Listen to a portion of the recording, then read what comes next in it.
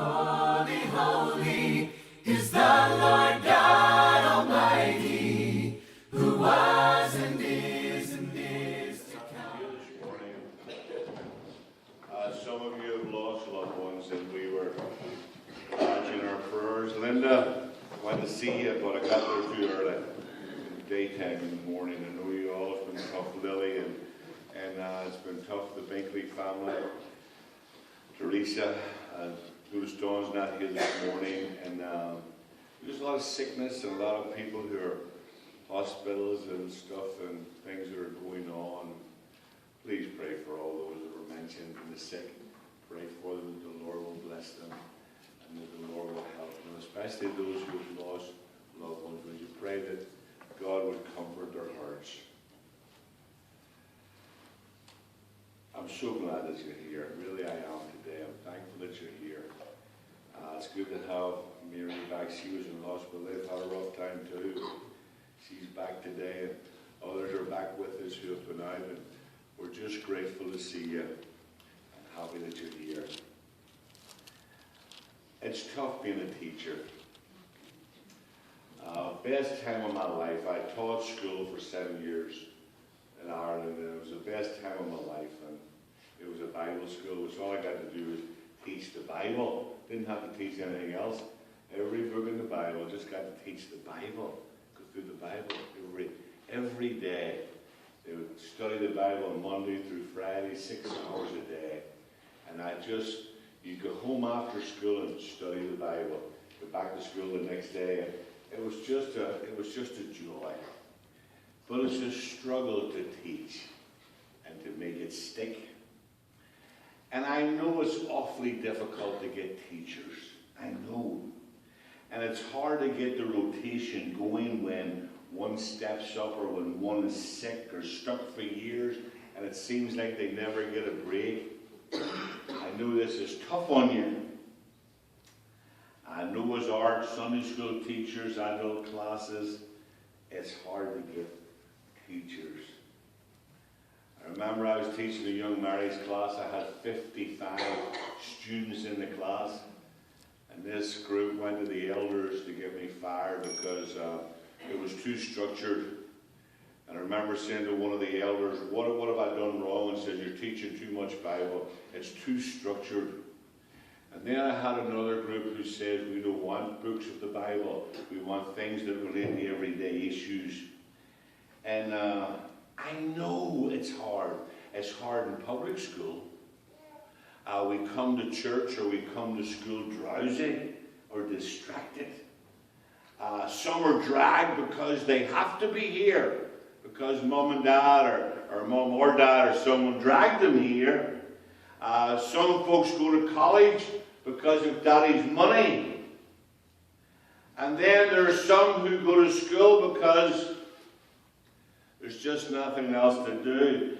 Doing the right thing, going to school for all the wrong reasons. I know the public schools over the years have had a difficult time. Sometimes it was hard for students to hear when they were hungry. But I know the schools have done a tremendous job on trying to give them breakfast or food or lunch or something when they're hungry. I know it's hard to get a person's attention when they're hungry and their little bellies making noises and they're trying to learn. I know it's hard to teach a child when there's turmoil. There's turmoil at home and there's all kinds of squabbling and fighting. I know it's hard when you can just get a few and trying to get the basics. Children who are poorly cared for and they're not able to learn because they've got all these distractions and they're not ready to train their minds and their bodies have been abused. But it's not an easy task. It's not. And we do. All of my life I've wanted to make a difference in people's lives with regards to teaching. I wanted to say something that was worthwhile, that people would leave that, hey, maybe I need to try something here. And some teaching is hard because the students are dull. Sometimes the teacher's dull. And they can't see beyond their faces. They have no imagination. They have no dream. All they want to do is get on with the games, the iPods or whatever. They don't realize that the world is a place filled with treasure. And I think one of the great enemies to learning is the failure of imagination. We're so satisfied with the lowbrow, partial truth. We're so satisfied being half asleep and half awake. My grandson Alex and I got to see a part of a movie when I was here. We both love Robin Williams. And he and I got the old repeat. He said, "Papa Jack, I love that movie." I said, "I love that movie too." And I think since he died, I even like his movies more. Maybe that's just normal. I don't know. Maybe that's just natural. But I do like his movies. He plays a teacher, John Keating, in an upper crust school, an academy where the students, they don't care. It's dull. It's boring. Now, some of the students have knowledge and they're bright in their own way, but the gifted and passionate teacher could not get his students to break out of the conventional, the mold that they had at school. And they were not really ready for anything new. And Robin Williams, John Keating, he gets the book out. Let's get your book out. And he starts at the introduction. And they're reading it when, "What do you think of this?" He says, "Something's in boring," so he rips the pages out, throws them away. Right? Remember that part? And then you remember the part, I was going to get a table here and stand on the table. But you might have to come and pick me up if I do that, right? I was going to come and stand. Remember he stood on the table, had the guys stand on the table? You remember that? And they would read with passion. You remember? And they would read it, and he'd have them on and they would see things from a different perspective. They had long stopped listening. And the words were just words. And he was very frustrated. And the establishment didn't appreciate him, right? They ended up, they fired him, right? He made them stand on the desk and recite poems. You remember the day he went down to the award place? And remember that day? He says, "Shh, can you hear? No, shh, listen. Can you hear?" And they're all sitting like, "Shh, can you hear?" You remember, where did they go to have their little dead poet society gathering? Was that a cave or something? Was it some kind of a cave around the school? And there they would go and have a little smoke and read a little poem and have, remember? And you remember how they would read the poetry with passion. They put their hearts and listen. And the thing started to come alive. And some of the students started to come alive. They would get to see things from a different vantage point. They would get to see things differently. And there he was, shh, listen. Keating was a graduate of the school. And in his days, he was a member of the Dead Poets Society. And he gets them involved and he gets them excited. And they become a part of this group. And they would meet all the time, reading and enjoying the fellowship. They were passionate. They were eager.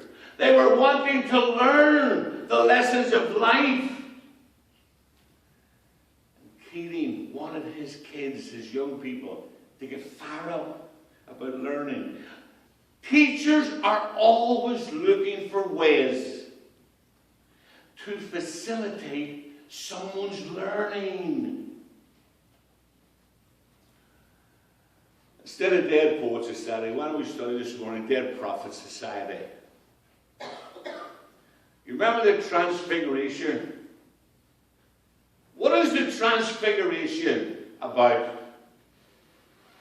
What is the Transfiguration about? Jesus was always looking for ways to get people to sit up and take notice.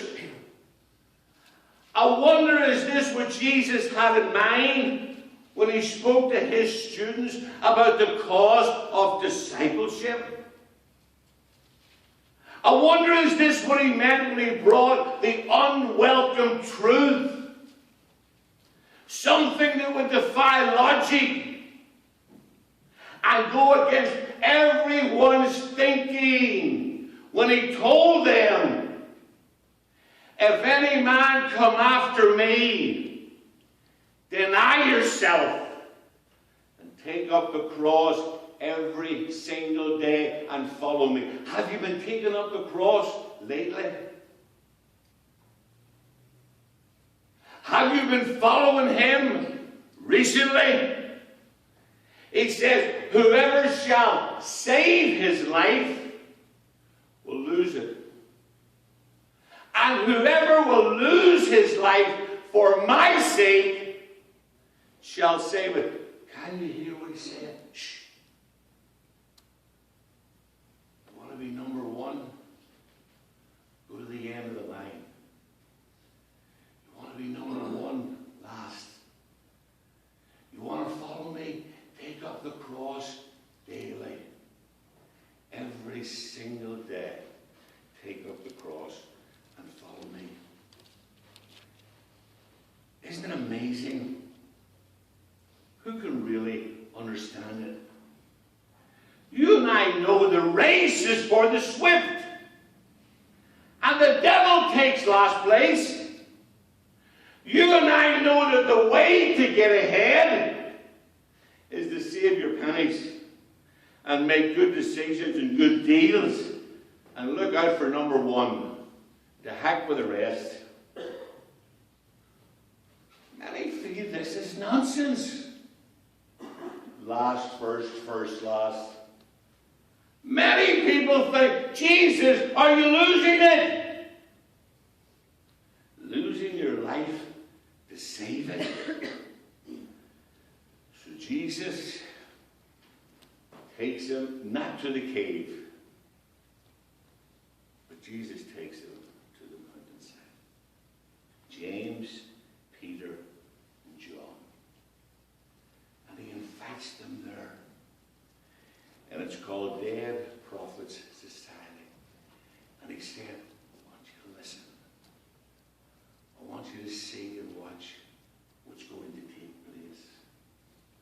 Up high on the mountain, a place where things could be seen differently, from a different perspective.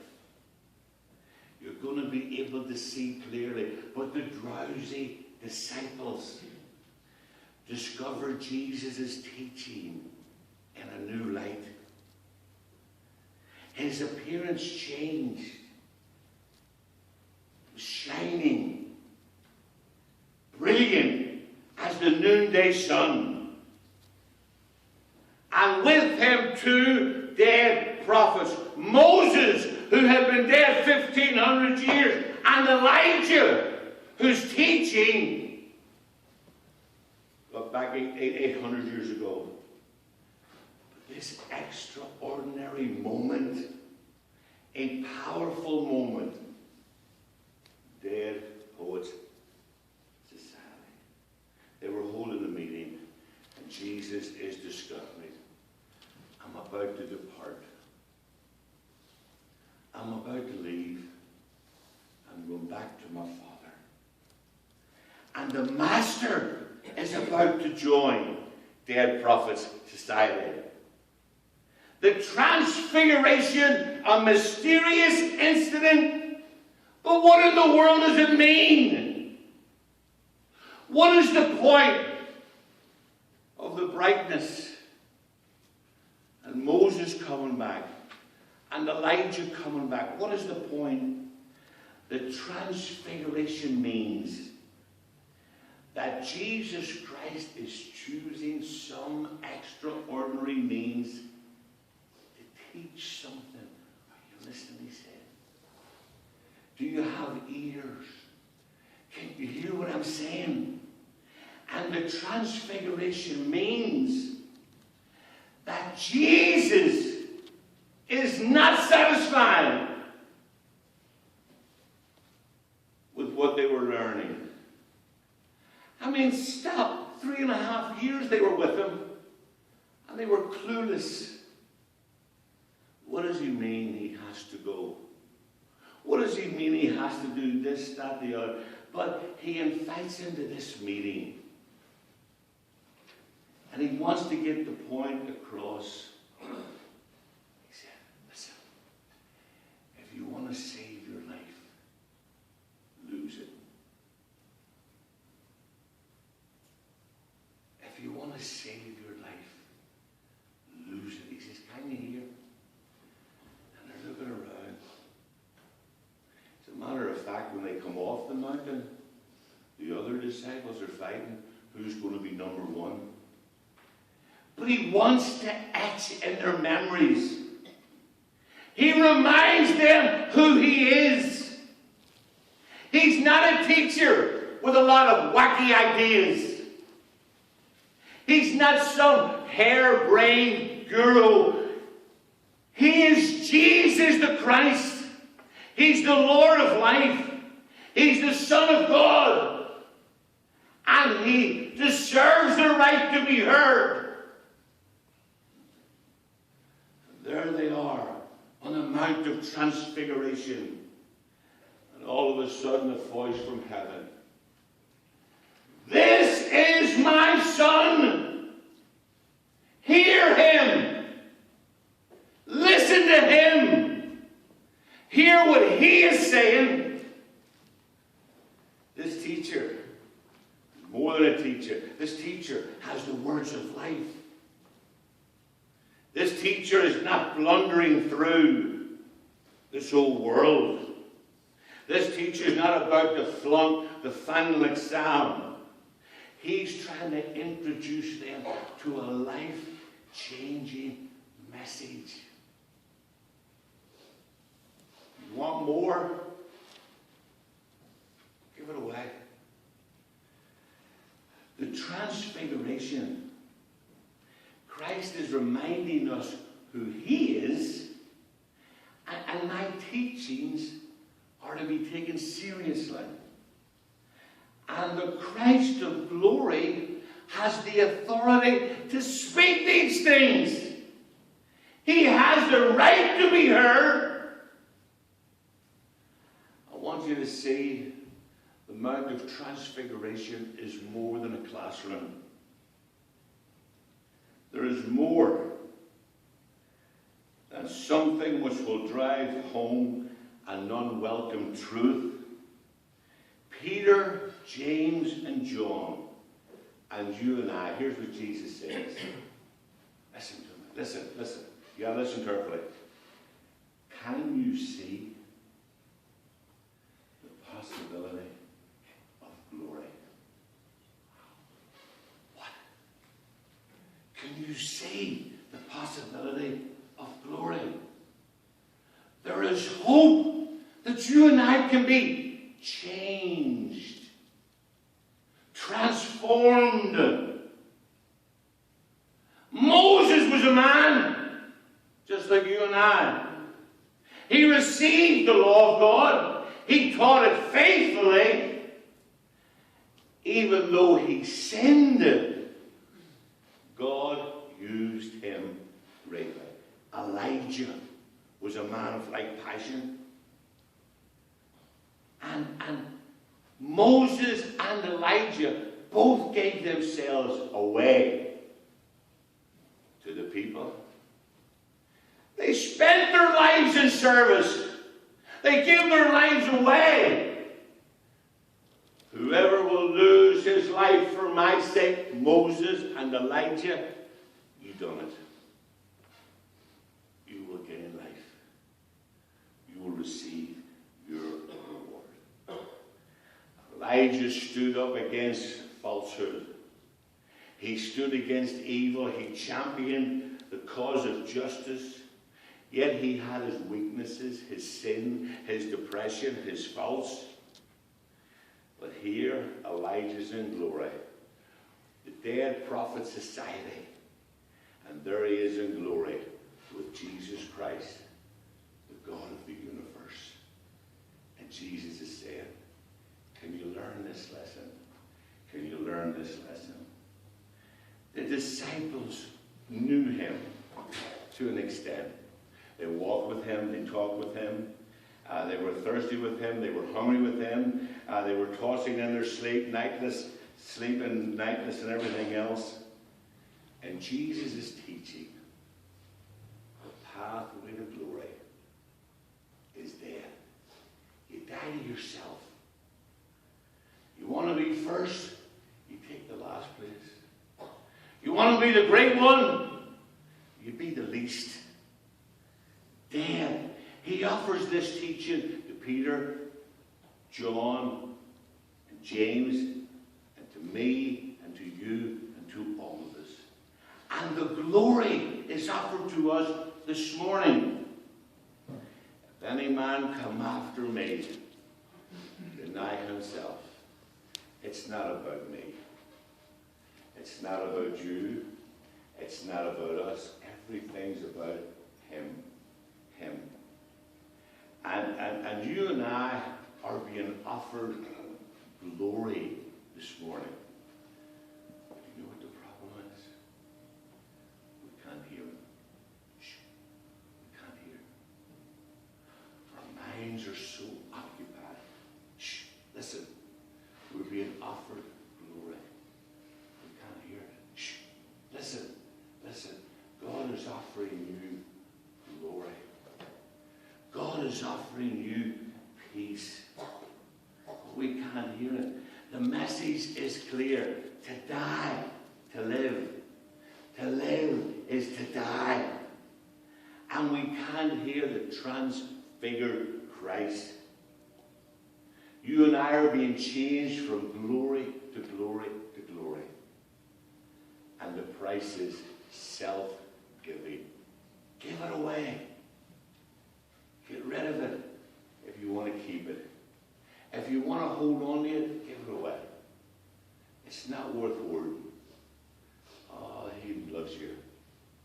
And he wants you in heaven. And he wants you to experience this glory. And he wants you to feel his power in your life. He loves you. And he wants to save you if you need him. If there's any needs at all, we would ask that you would come while we stand and say, remember, Brother Frank is here. God bless you. I'm glad you're doing well. I'm glad you're back here also this morning. Let's stand together, please, and sing the song of encouragement.